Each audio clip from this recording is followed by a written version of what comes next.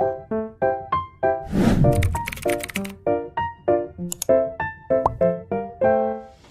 welcome back to my YouTube channel, and for today's tutorial, I will be teaching you on how to make your conversation encrypted on Messenger. But first, kindly subscribe to my channel and don't forget to hit the subscribe button and the bell to notify you for the new updates.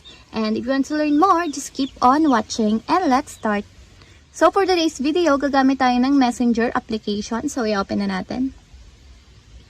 So, ayan, pagka-open ng ating Messenger application, pumunta agad kayo dun sa conversation na gusto nyong gawing encrypted ang inyong messages or chats. For example, ito. Gagawin kong encrypted itong conversation namin. Ang gawin nyo lang, i-open nyo yung conversation. Then, i-click nyo yung nasa taas na parang I sign na may circle.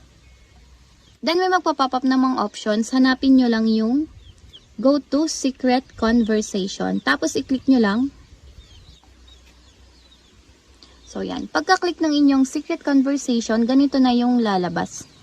So, ang ibig sabihin ng encrypted, messages and calls are secured with end-to-end encryption. So, kumbaga para siyang naka-private or naka-secret lang na anytime mabubura siya. And that's it. We have successfully made our conversation encrypted on Messenger. If you have a question, kindly comment down below and don't forget to hit the subscribe button and the bell to notify you for the new updates. And thank you for watching!